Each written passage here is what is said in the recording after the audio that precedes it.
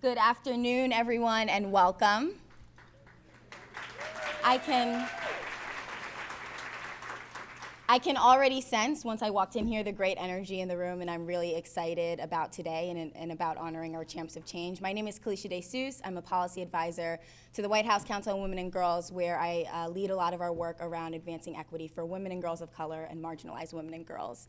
I would like to right away introduce the fearless leader of the Council on Women and Girls, senior advisor to the president, Valerie Jarrett, to get us started.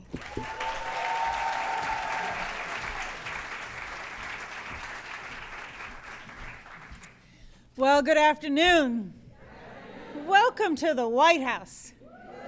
We are so excited to have you all here. I cannot tell you how much we are. I love our Champions of Change events, and it really epitomizes everything the president has been trying to do since day one, and that is to lift up ordinary folks all around our country who are doing truly extraordinary things. And that's what we're here to do. We're here to celebrate. And at a time when I think the news always talks about what's wrong, we want to talk about what's right. And it begins with those of you in our front row who are champions. So as you all, I know, are aware, over the last nearly 8 years, the president has been driven each and every day by trying to figure out how he can help every young child have that equal opportunity to pursue their dreams. And he does it not just as president of the United States, but he does it as a dad. And when I think about the opportunities that my parents gave me and that I tried to give my daughter, who's now 30, you can say it's impossible to believe I could have a 30-year-old child. It shocks me every time I say it, particularly since she's almost 31. But, you know, she's the most important thing in my life. And that's the way parents feel. But all too often, parents, for a whole range of reasons, aren't able to provide their children with what they need. And so that's when society comes in. That's when individuals come in, and that's when we as a collaborative group come together, because that's what it means to live in a civilization. It's this sense of unification, that we're all in this together. If my child has a full belly but somebody else's child doesn't, that should be a problem for me. And that's the message that the president has delivered since he first entered into politics. In fact, long before, when he was a community organizer on the south side of Chicago, he was totally motivated by empowering the voices of the least of these, the voices that were too quiet, but whose issues and concerns were as important as everyone else. What we know right now is that too many of our young people are caught up in our criminal justice system. And so criminal justice reform is something that also has been a top priority for the president since day one. And as we try to reform our system, it really begins with what happens before you get caught up into the system in the first place. And I have traveled the country and met so many of our young people who made mistakes. And when the president was the first sitting president to go to El Reno Penitentiary, I had a chance to go with him. And I listened to the conversations that he had with young men who owned up to what they did, but the penalty seemed so harsh compared to the crime because of arbitrary mandatory minimum sentences, particularly for nonviolent drug offenders. I traveled with him as he's gone to reentry programs and met with people who were trying to put their life on track, and I've seen him pore over commutation applications to give people a second chance again when their sentences were too harsh. But what we all know is let's put our energy on the front end, and then we save people on the back end. One of your champions who I want to highlight, and I'm always cautious about highlighting because they're all amazing, but the reason why I want to highlight Lynn Gilkey. Lynn, stand up. And I'm going to introduce them all in a minute, but I want to begin with Lynn. You can have a seat and relax, sweetie. I'll begin with Lynn because Lynn invited me to Wichita. Now, I'd never been to Wichita. It's not that easy to get to, but well worth it. And the reason why is because she runs a diversion program, if you will, for young girls there. And the reason why she was inspired to do it is that she got caught up in our criminal justice system, was incarcerated, and at the time of her incarceration, when I think she would be the first to say her life hit rock bottom, she said to herself, if I ever get out of here, I'm going to ensure that every young girl I can possibly love and hold and motivate and inspire doesn't end up where I am. And so she and her husband have devoted themselves to running programs for boys and for girls, for young girls and young young women, I want to say, and young men who are in high school, to just surround them with what they haven't received through no fault of their own. And when I visited her program and I met these young women and they told me their stories, it would be no wonder if they were incarcerated. And abuse, physical, sexual, mental abuse, abandonment, loss of parents, death of parents. And so each year, Ms. Gilkey hosts a commencement ceremony for these young girls, queens as she calls them, and they come out and they are embraced by the surrounding community. But what struck me in a room of about 400 people is how few parents were there. But that's why you need the broader community. And these young women, I know, entered the program broken in spirit, and she, through just efforts of rising up and encouraging the surrounding community in Wichita to care about these young girls, was able to truly transform their lives. And then she invites back girls who graduated from the program, and they tell their stories. And it leads me to say to you what I have believed for a long time, but visiting her program made me appreciate it, is that you simply can't be what you cannot see. And too many of our young people, what they see is hopelessness and despair, and family members who are incarcerated, and poverty and lack of jobs and substandard schools. And we have got to do better by them. We just have to. And so for the champions who are here today, each one of whom I will introduce to you in a moment, we owe you an enormous debt of gratitude. And to everyone else who's in the room, you're here because you have a relationship with the champs. And what we also know is that you cannot do this kind of work without a support network around you. People who love you, who help fund your organizations, who are there when you say, I'm going to just break somebody's neck if they don't do better. And they go, hold on, get your temper back, and provide that community resource and support. And so I just appreciate everyone who's here in the audience and those who are watching online back home who couldn't be with us here today. We lift you up because you are symbolic of what is great about our country. You are my brother's keeper. You are your sister's keeper. And you are the beacons of hope, and you are the role models that we want to lift up so that others will follow in your footsteps. I talk to a lot of people who say their heart is in the right place, but they just don't know what to do. And they say the problem seems so great that what could I possibly do to have an impact? And so this is about showing people who not only had a great idea, but delivered and are impacting the lives of our young people in a profound and meaningful way, and helping them get on the path that we know every child deserves. So I just can't not tell you how much this, your work means to our country, why we choose to lift you up here at the White House, why we encourage the press in your local newspapers and media to focus on what you're doing and copy what you're doing. And that's the highest compliment we could give to the champions, is if all over the country, after hearing your stories and the work that you do and the way that you are touching these young lives, people decide to follow suit. So before I introduce them all individually, please, for a shout out for our champions. Big shout out.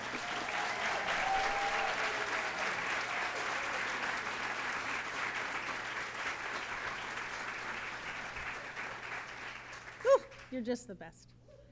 All right, so I'm going to introduce the champs one by one, and I'd like them to stand when I call their name and then embarrassingly stand while I talk about you. How's that?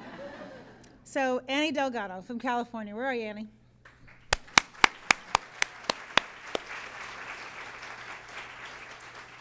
So Annie is an educator for the, is it Merced? Merced Union School District, and heads the Lift While You Lead Empowerment Project, and has made a huge difference in her community. Shout out for Annie, come on. Next, Cynthia Frisano. Cynthia? Cynthia is from Georgia. She's also the executive director of the Blaze Sports America, which is changing the lives of people with both physical disabilities through the transformative power of adaptive sports and recreation. Thank you so much for your service. Cynthia. A little bit more about Lynn Gilkey. Lynn.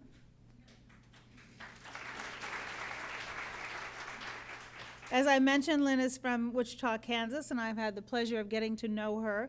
She founded CLASS, and CLASS stands for Caring Ladies Assisting Students to Succeed. Mouthful. But it does exactly what it says. And she mentors and inspires teen girls. Her motto is, "It is better to build strong girls than to restore broken women." How about that?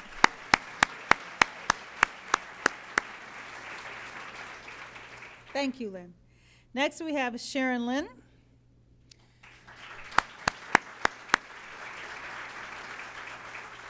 Sharon is from New York. She's a senior at Stuyvesant High School, one of our youngest champions in New York City.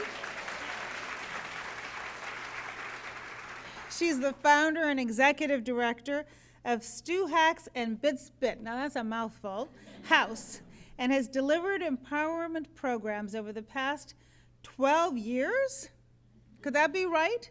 To more than 1,200 teen girls of color who experience unique social and emotional challenges and barriers to success.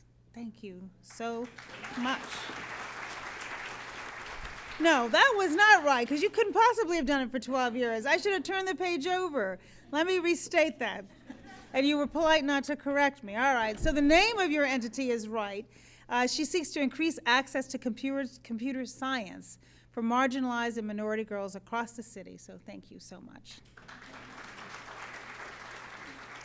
Next, Clemmy Perry from Tampa, Florida. Clemmy?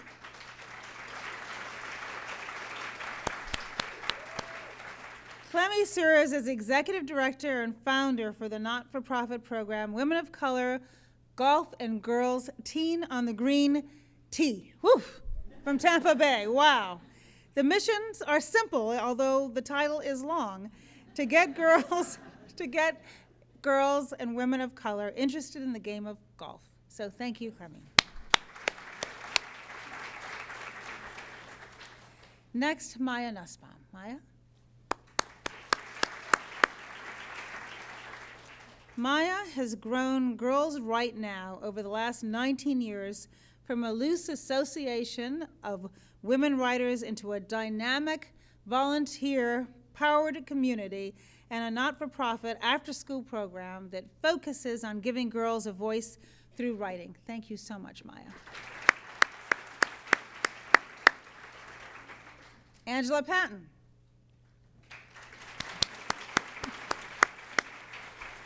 Angela's from Virginia.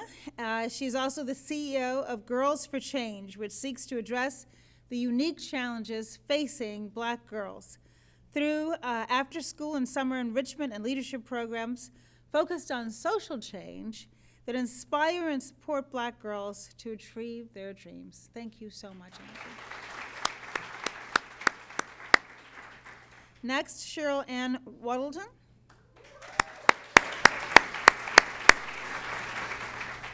Cheryl Ann is the founder and executive director of the Evolvers House in Philadelphia. The Evolvers House has delivered empowerment programs over the last 12 years. She's done it over 12 years to more than 1,200 teen girls of color who experience unique social and emotional challenges and barriers of success. Thank you so much, Cheryl Ann. Next, we have Sherry Benitez. Sherry, where are you? Sherry's from Arlington, Virginia, not far from right here. She's currently the Minority Achievement Coordinator and the Director of the Center for Leadership and Public Service at Yorktown High School in Arlington, Virginia. In these roles, she has helped develop and implement many programs for students, including SOAR Cohort, Minority Student Achievement Network, Latina Leading Tomorrow, Sister Girl, and College Bound. All of that. Shout out. Thank you, Sherry. So with that, I am going to now kick off the rest of our program. But I have to tell you that, as I said at the outset, we highlight these special people because we want everyone else to follow their important lead. But we're also so grateful to Maribel Duran. Is Maribel here from the Office of Elementary and Secondary Education? Stand up. Don't be shy. Come on. From our Department of Education. Thank you. She's going to lead our first panel. Also, I want to recognize Lauren Mims from the White House Initiative on Educational Excellence for African Americans. She's going to lead our second panel, and to the incredible Beverly Bond, the CEO of Black Girls Rock. Stand up, honey. Stand up. Who you will hear from also. And I also want to recognize a special guest in the audience, Debbie Lee, who is the CEO of BET. Debbie, up you go.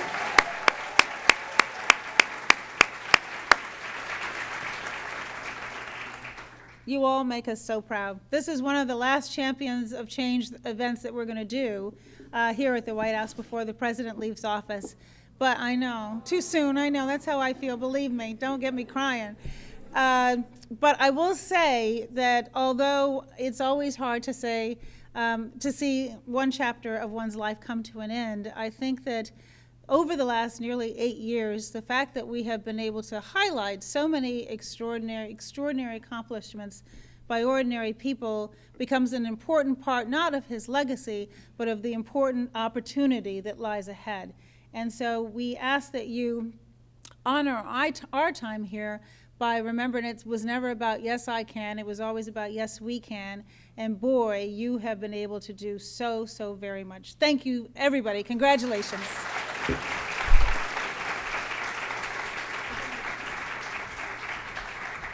Speaking of Black Girls Rock, I'm now going to turn it back over to Kalisha. Thank you.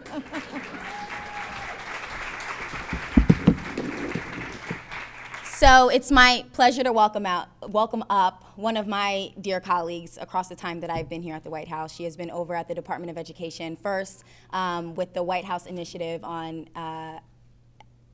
Educational Excellence for Hispanics, and now she's with the Office of Elementary and Secondary Education. But she is a champion. She has been a champion in the Latina and Hispanic community. She has been a champion for girls of color and boys of color across the country in education, and just for students in general across the country. And this is somebody who truly has their heart in the work. So it's my pleasure to welcome up Maribel Duran.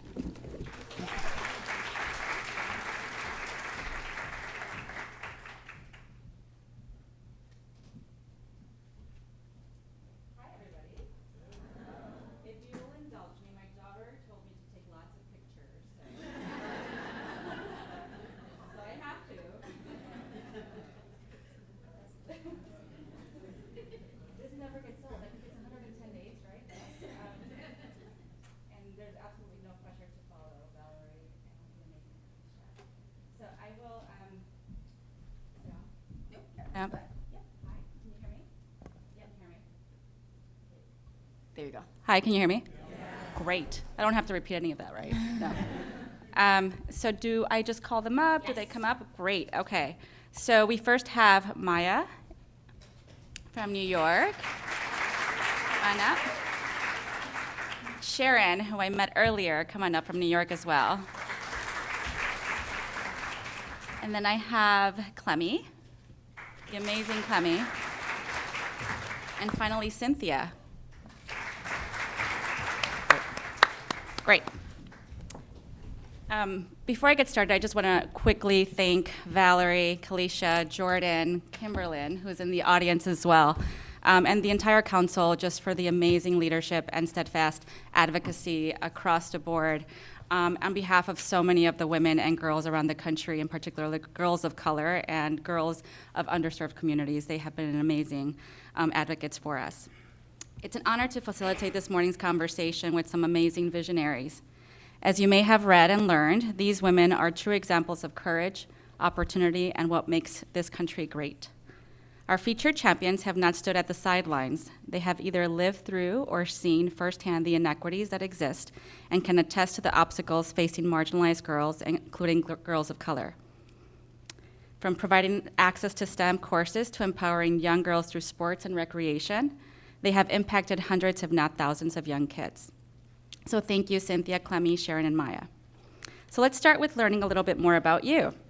If you can take a minute or two to tell us your story and what it was that really propelled you to this field of work. Let's start with Maya. Hi. Thank you so much for having me here today. I'm really honored to be here with these amazing champions.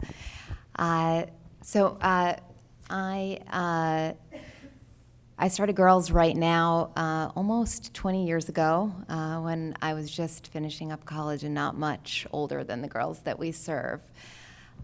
And at the heart of what we do, we match high school girls with women professional writers as their personal mentors. And they engage in an intensive relationship for 1 to 4 years. And during that time, the girls and the mentors are developing close relationships, and they're working as a community, building portfolios, and sharing their voice with the world. When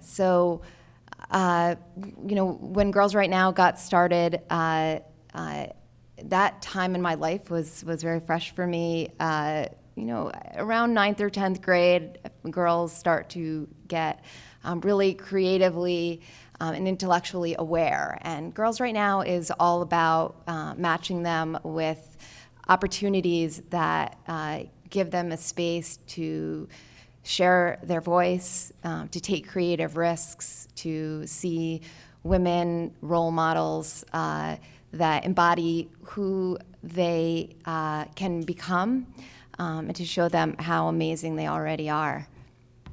Thank you. Sharon. Hi, I'd like to sort of echo Maya's appreciation for just being invited to this event. So my name is Sharon Lynn, and I'm currently a senior at Stuyvesant High School. I started StyHacks a little bit after attending a few hackathons for the first time when I first came to high school. Even before then, I've been programming for a little bit, but I hadn't really been introduced to this community of computer scientists and developers until it was in high school when I first started attending these sorts of events. And I noticed almost immediately that there was a huge disparity between the types of people who were able to come into these events and just like in the field in general. For one thing, people from lower socioeconomic communities were very rarely represented, as were girls and anyone from marginalized communities in general. And I want to sort of change that. So when I founded StyHacks, it was in like 2015, I wanted to create an environment for people where they could feel comfortable being excited and passionate about computer science, and where they could be in a room full of other people who were also as engaged and as intellectually interested in the work.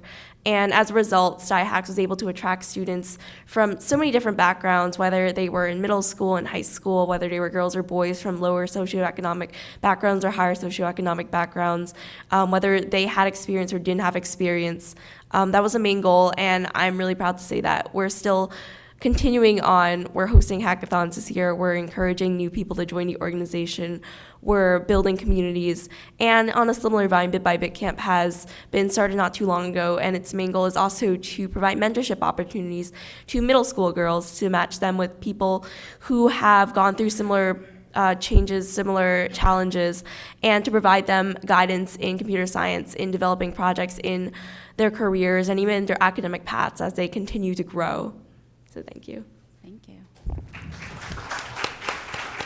Clemmy. Well, first of all, I'd like to say it's such a pleasure to be here among such distinguished women. And my journey actually started about 3 years ago. I was a corporate executive for a very large aerospace and defense company here in Washington, D.C., and suddenly I found myself laid off. And I'd always wanted to play golf, and that layoff gave me an opportunity. What a way to get there, to play golf.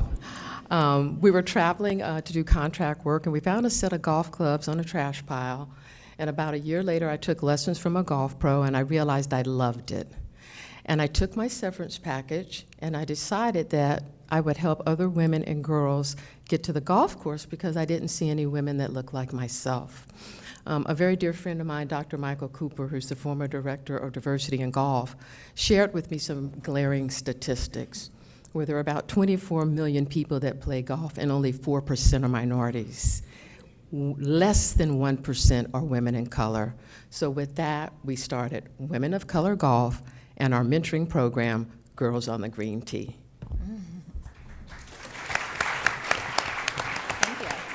Thank you so much. I would echo all my fellow champions. It's just an amazing experience to be here with them and all of you today, so thank you. My path to Blaze Sports America and what I do started as a young girl. I was an athlete, or at least wanted to try to be an athlete growing up, and was moderately successful. When I had my daughters, who are in the back, hey girls, I naturally hoped that they would also participate in after-school activities like sports as well, because I really understood the power and all of the life skills that come along from being involved with sports, and hoped that I would pass that along to them and they would enjoy that as well. When my second daughter, Catherine, was born, about her first birthday, she was diagnosed with cerebral palsy. We didn't know what that would really actually mean, but one thing that became clear to me as she became school age and wanted to participate in sports, just like her older sister and the other kids in school, that there were very, very few opportunities for her to participate and be involved. And what really became obvious to me was I could do something about that. I'm a mom on a mission, and the sad fact is 96% of girls with disabilities don't have the opportunity to participate in sports. They have no access to do so, or they don't have the program to be able to do so. And so through my involvement with my daughter and having her get involved with sports, I saw how it transformed her life. And it not only transformed her life, but it transformed our family's life, it transformed the community and the friends that we interact with. And so in my role as Executive Director of Blaze Sports America, I've really been committed over the last 2 years to bring those opportunities to girls with physical disabilities in rock climbing, in swimming, in track and field, in archery, and remove the barriers to access so that they can also have those chances to really become leaders, to learn self-discipline and learn how to lose and be a part of a team, and also excel. We serve girls from the recreational level all the way up to Paralympic level. In fact, we had some athletes here at the White House yesterday being celebrated for being part of Team USA. So I'm really proud to do that work on behalf of girls.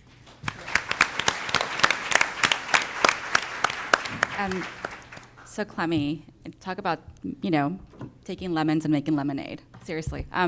Both of you, Cynthia and Clemmy, advocate for sports. What, you talk about self-discipline, you talk about leadership. Why is it so important for girls, particularly marginalized girls and girls of color, to have access to sports and recreational activities? Well, I think access to sports is absolutely critical because, we have many challenges with obesity. Just in our culture.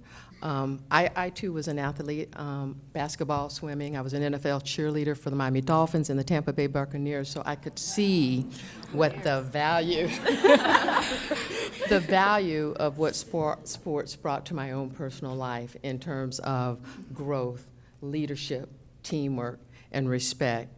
But I can tell you one thing about golf. You can play golf from the age of 4 to 104. But what it's going to do for us as minority women in the corporate offices, in the corporate boardroom, we work all day, we work all night, but our experience and our existence becomes extinct. But once you can pick up a set of golf clubs, it will change that view of the world for you, for America, and the corporate boardroom. Thank you. Cynthia, did you want anything?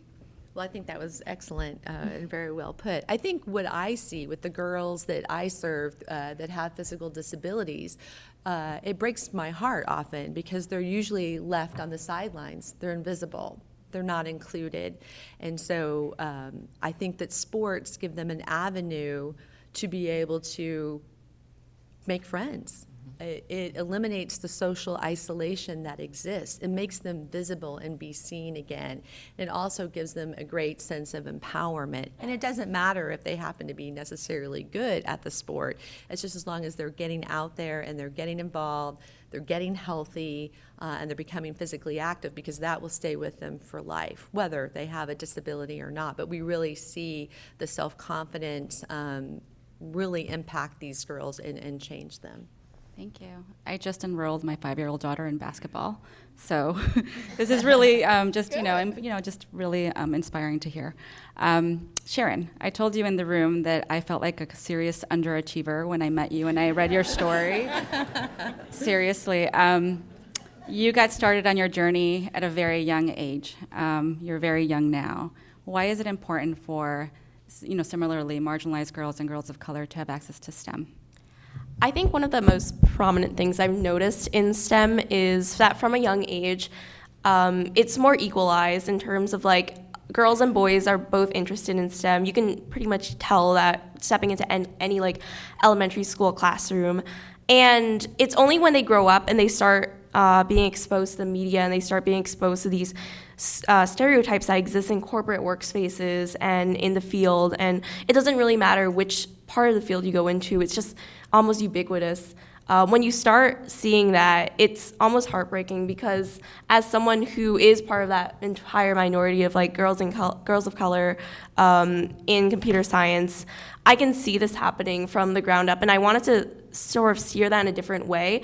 And one thing I've noticed from being in this community of computer science women, in being in part of a community of STEM enthusiasts and advocates, is that having a community and network surrounding you is very important as you're going through your academic career, as you're going to make changes in your life. And by providing this opportunity to network with other students who look like you, who have similar backgrounds, and who are able to relate to you on a more personal level, it's really important, and it's also really impactful as they grow up. So that's one of the main reasons. And I just wanted to also point out that SciHacks has been run entirely by youth throughout our entire existence as an organization. My co-founders, Yasmin Rumi, Kenneth Lee, and Sebastian Kane, we've all had different backgrounds coming into computer science. And I think in order for us to sort of surpass that, we've had to like really look into sort of the way the community has evolved over the years. And I think we're really taking a really big step in providing this opportunity for people of different backgrounds, especially marginalized girls, to find their voice in such a field. So that's why I think it's pretty important. Thank you. Thank you. And speaking of voices, Maya, you said earlier that you, through writing, give voice to girls and young women. I'm an English major, so your story and your work personally resonated with me. How does that work and that emphasis impact their education and life trajectories? Mm-hmm. Well, our girls already have voices, and Girls Right Now tries to create a space where they feel safe and comfortable to share them. So just by stepping in the room with an extremely diverse and intergenerational group of writers, something changes, sort of magic sort of fills the room. And what can be a really isolating experience, just coming of age, growing up as a teen, being a girl, and dare you pick up a pen and try to be bold enough to put your ideas out there. Some of those barriers and fears start to fall away when you're in a room filled with women who really support each other in that process. And we sort of break down the myth of the isolated writer, and we break down the barriers that we all feel in school, on the street, in our homes, all the challenges that we face. And our girls are also over 90% high need, over 95% girls of color. They're from all 5 boroughs of New York City, and originally from countries around the world, 20 to 30% immigrants. So you can imagine how amazing their stories are. And then they're in a room with equally amazing and dedicated mentors who make Girls Right Now what it is. These women are poets and playwrights and screenwriters and editors and digital media makers and professors. They run the gamut. And, they might be the first to tell you that when they're in that workshop sitting next to the girls. They're actually pretty scared to start writing their stories too. It's hard to put your feelings out there, to take a risk, maybe in a different way than you do in your professional life and setting. And then, the mentors model writing for the girls, and the girls model it for the mentors, and those labels start to sort of fall away.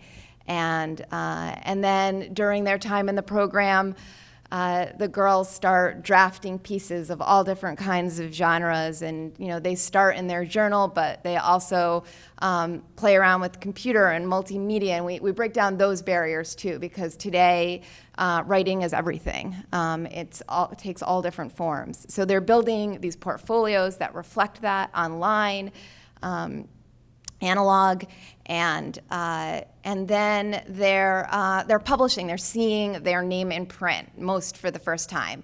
They're getting techniques and support to present in public, again, most for the first time. They're winning awards, hundreds of Scholastic Art and Writing Awards. It's a requirement to submit to that program, and we commit ourselves to diversifying ourselves to those awards. And 100% of our seniors go on to college, so we're helping them share their stories through the college application process, get internships, jobs, and become the writers in the world that they see in the faces of the mentors that they work with every day and every week. Congratulations. So many of you are working and encouraging girls to enter spaces that perhaps there were no others that looked like us. I think that's something that perhaps a lot of us in the room are very familiar with. If you can point to something quickly, what was the hardest thing to get through that and to sort of that you embarked in your journey that you had to overcome, and what was your source of inspiration? Well, I think what we did with Women of Color Golf and Girls on the Green Tee, I realized that we have to see people that look like ourselves doing it. And so one of the things we did was we customized our own golf curriculum with a PGA Pro, and we made it user-friendly. They saw girls and women like themselves, so they began to feel like that they could do it and they could achieve it. Thank you. What would you say was your source of inspiration that continued pushing you? Well, the source of inspiration was just the statistics, because with golf, I mean, it's a space that we have to be in. I mean, there is no choice. I mean, there's several programs that are available out in the country, and I certainly just appreciate this opportunity to be able to be an advocate, to share that information about it will change your life. It will give you a different direction for your future. It will give you access and opportunity. If you think about how we were not allowed to read in books. We used to not be able to go to the golf course. But when it opened up and we could read books, what happened? Our world expanded. The same thing will happen for you when you pick up a set of golf clubs. Anybody else? The hardest thing you had to overcome and your source of inspiration? Well, I think for me, my source of inspiration, they're sitting right back there, for sure, my daughters, but I think particularly for girls with disabilities who are already told that there's something wrong with their bodies. Often they're undergoing a lot of medical procedures and often, that's a very difficult thing to do when so much of what is in the media for women and young girls is what they look like. This now all of a sudden gives them that feeling of, gosh, my body really can be powerful and I can do something successful with it versus feeling like there's something wrong. For me, that is what drives me every day. I would probably say that I came from a pretty unique situation because Stuyvesant High School is one of the first high schools in the city to have a computer science program, but at the same time, there wasn't a lot of community involvement within the greater hackathon scene, and I wasn't seeing a lot of young girls sort of delving into that scene either, sort of making their own projects and presenting their own projects. It was pretty homogenous in terms of what kinds of people or like what backgrounds the students were who were actually going to these events. And as a result, StyHacks grew out of an inspiration for sort of expanding that community and providing that opportunity to more people, and just giving other girls a chance to experience what I'd experienced, the epiphanies that I had going into the field and realizing that this was a career that I could have and this was a path that I could take. Maya? Well, I've been doing this now for almost 2 decades, and so I think, one of the challenges, but also, one of the great rewards is seeing this work, seeing it last, seeing the quality stay high, and seeing the possibility for growth and continued growth over time. So, I've been dedicated to the mission, to the model, and also to the sort of the organization that holds it together, so that we can give more girls a space to develop and change their lives, every step of the way. And it's the girls who inspire me. It's also the really broad community, from the board of directors to the tireless staff to the mentors to the girls. We work with over 200 volunteers annually, and they make it happen. Thank you. What would your words of advice be for any young boy, young girl, particularly girls, marginalized girls and girls in underserved communities be? Any last words of advice before we open up? I don't know if we have time for Q&A from audience, but.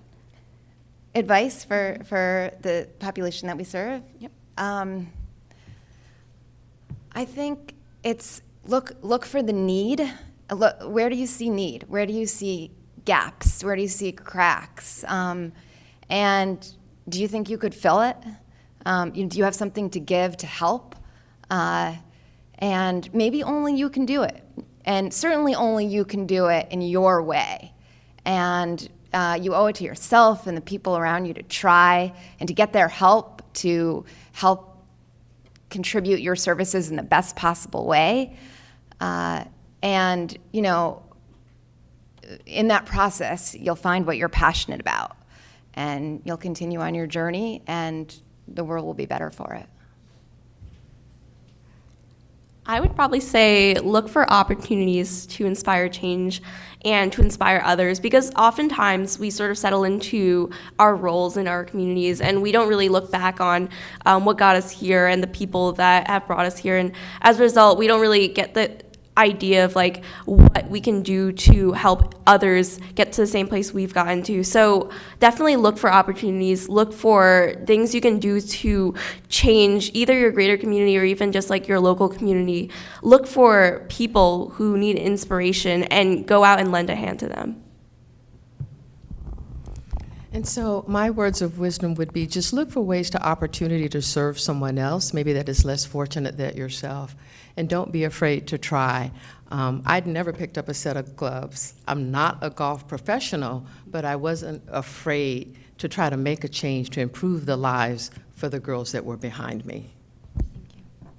I think from my perspective, it would be, I'm sure we all in this room might know or come across a girl with a disability.